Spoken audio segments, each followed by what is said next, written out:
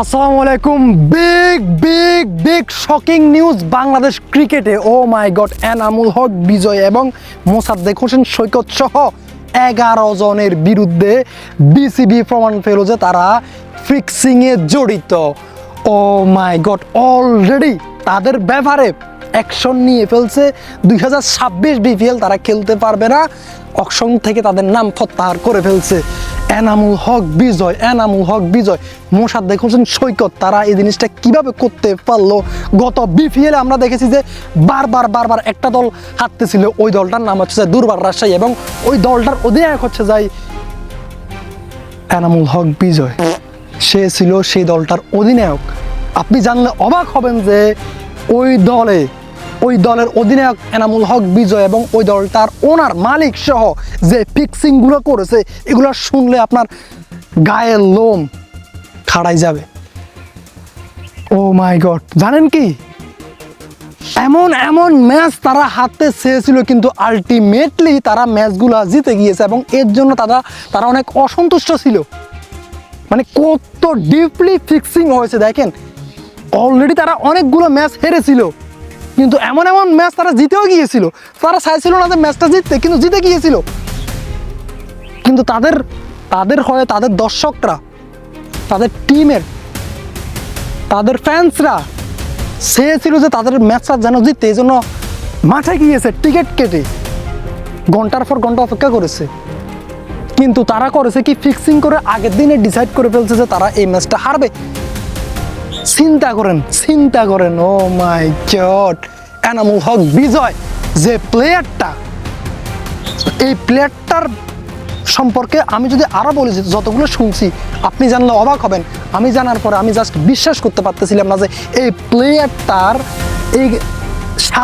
এই প্লেয়ারটার আন্ডারে অনেকগুলো প্লেয়ার ফিক্সিংয়ে জড়িত এবং এই প্লেয়ারটার নেতৃত্ব দিতেছিল। Can you imagine?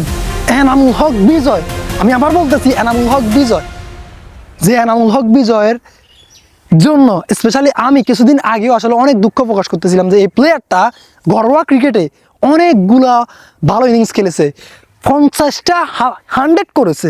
100 করার পর সে কান্না করে দিয়েছিল যে আমি কেন ইন্টারন্যাশনাল ক্রিকেটে 50টা 100 করতে পারলাম না, এটা আমার ব্যর্থতা নাকি বিসিবির। আমি তখন রিয়েলাইজ করতেছিলাম যে আমরা ফ্যান্স যারা রয়েছি, যে এই প্লেয়ারটা ইন্টারন্যাশনাল ক্রিকেটে গিয়ে হয়তো বা অনেক নার্ভাস হয়ে যায়, তার সেরাটা দিতে পারে না, এই জন্য আসলে আবার বিসিবি তাকে ড্রপ করে দেয়। খারাপ লাগতেছিল অ্যাজ এ হিউম্যান বিং। আপনারও খারাপ লাগবে, কারণ আমরা অনেকেই আছি যে যারা প্র্যাকটিসে একদম ফাড়াই ফেলি, কিন্তু মাঠে যাওয়ার পরে আমরা ওইরকম কিছু করতে পারি না। যেহেতু আমি ক্রিকেট খেলেছি, আমি বলতে পারবো এই জিনিসটা আসলে অনেক পেইনফুল। ওইটা থেকে আসলে ভাবতেছিলাম যে হায় রে, এই প্লেয়ারটা আসলে অনেক দুর্ভাগা। কিন্তু এই ঘটনাগুলো এখন শোনার পরে এতটা কষ্ট লাগতেছে যে আসলে কাকে আপনি বিশ্বাস করবেন। তবে আমি চাই যে এই জিনিসটা একদম মিথ্যা প্রমাণিত হোক। তবে অলরেডি বিসিবির হাতে এবং আইসিসির হাতে প্রমাণ রয়েছে এবং তাদেরকে বড় ধরনের শাস্তি হয়তো বা দিতে যাচ্ছে। হ্যাঁ, এটাই হবে। এখন বাংলাদেশের বর্তমান ব্যাটিং কোচ, আমরা জানি যে সে কি করেছিল। তার ছোট্ট একটা ভুলের জন্য তার কেরিয়ারটা শেষ হয়ে গিয়েছিল। তার তো শেষ হয়েছিল, এবং সে এমন একটা প্লেয়ার ছিল যে বাংলাদেশকে অনেক দিন পর্যন্ত সারভাইভ বা বাংলাদেশে অনেক দিন পর্যন্ত সার্ভিস দিতে পারতো, কিন্তু ওইটা আর হলো না। খুব কষ্টদায়ক। ও মাই গড, এই জিনিসগুলো শোনার পর আসলে নিতে পারতেছিলাম না, এখনো পারতেছি না। খুব কষ্ট লাগতেছে। কি রে, এই যে দেখেন ভাই, একটা প্লেয়ার যখন একটা খারাপ কাজে জড়িত হয়ে যায়, তখন ওই খারাপ কাজটা যখন বিসিবি জেনে যায়, এরপরে তখন তার কেরিয়ারটা একদমই শেষ হয়ে যায়। সে আর ক্রিকেট খেলতে পারবে? আমার কাছে তো মনে হয় না। আইসিসি এবং বিসিবি তার বিপক্ষে যে পদক্ষেপগুলো নেবে, ওই পদক্ষেপগুলা খুবই ডেঞ্জারাস হবে। হয়তো বা 4-5 বছর, 6 বছর, 7 বছর পর্যন্ত আর ক্রিকেট নাও খেলতে পারে। তো কেরিয়ারটা কোন জায়গায় গেল দেখেন। কেন ফিক্সিংয়ে জড়িয়ে যায় প্লেয়াররা? আমার মাথায় ধরো না। আমি চাই প্লিজ এটা যেন মিথ্যা হয়, এগুলো যেন না হয়। অ্যাজ এ প্লেয়ার আপনি বুঝতে পারবেন যে ক্রিকেট থেকে দূরে থাকা কতটা ডিফিকাল্ট, কতটা কষ্টকর। এটা একটা নেশা, ক্রিকেট খেলাটা। মানুষ অনেকে দেখবেন এটার জন্য কোনো কিছুর দিকে তাকায় না, শুধু এটা নিয়েই পড়ে থাকে।